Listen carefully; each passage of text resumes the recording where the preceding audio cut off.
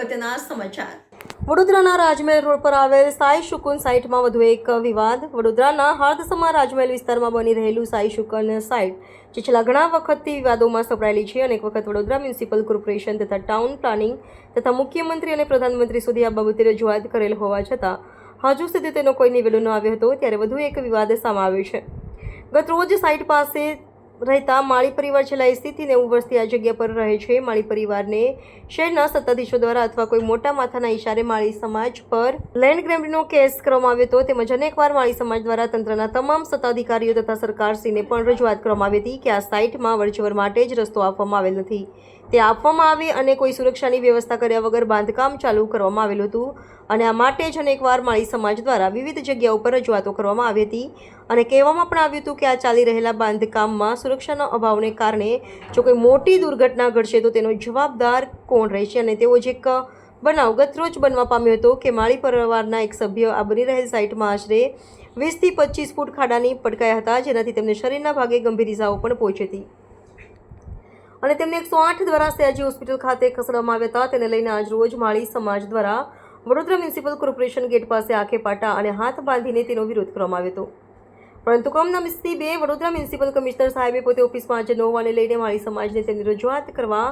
અંદર જવા માટે અટકાવવામાં આવ્યા હતા અને તેમના પર કાયદાકીય બળનો પ્રયોગ પણ કરવાનું ચીમકી કોર્પોરેશનના સત્તાધીશો દ્વારા આપવામાં આવી હતી એવું પણ જાણવા મળેલ છે।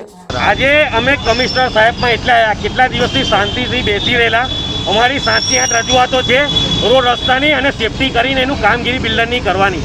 જે રજૂઆતો કમિશનર સાહેબે ધ્યાને નથી લીધી, કલેક્ટર સાહેબે ધ્યાને લીધેલી પણ કલેક્ટર સાહેબે માણસો મોકલીને તાત્કાલિક બંધ કરેલા। મુખ્યમંત્રીને રજૂઆત કરી છે, ગૃહમંત્રી સાહેબને રજૂઆત કરી છે અને દેશના વડાપ્રધાન સાહેબને રજૂઆત કરેલી છે। અત્યારે અમે ભારતના નાગરિક છીએ એટલે ભારતના નાગરિક રીતે અમે અમારી ફરજ અદા કરવાયા છે, ન્યાય માટે રજૂઆત કરવાયા છે અને અમારા રસ્તા રોકી દેવામાં આવ્યા છે।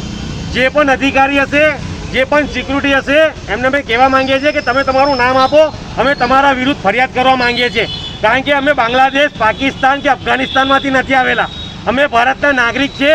ભારતના નાગરિક રીતે અમને ન્યાય મળવો જોઈએ અને ન્યાય માટે જે અધિકારી જે રાજા બેઠા છે એમના સમક્ષ અમને રજૂઆત કરવાનો અધિકાર છીનવી રહ્યા છે।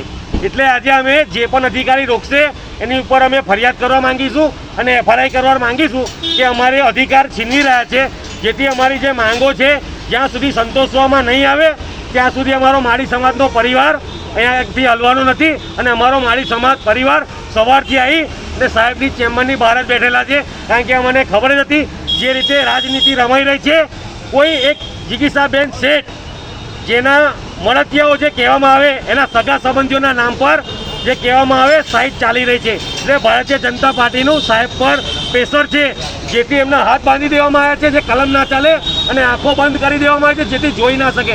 એટલે અમારે આજે આ રૂપ ધારણ કરી અને કમિશનર સાહેબ સામે રજૂઆત કરવા આવ્યા છે। જ્યાં સુધી અમારી રજૂઆતોનું નિરાકરણ નહીં આવે ત્યાં સુધી અમારો માળી સમાજનો પરિવાર કમિશનર ઓફિસમાંથી જવાનો નથી। શું નામ આપનું? માળી રાજેશ।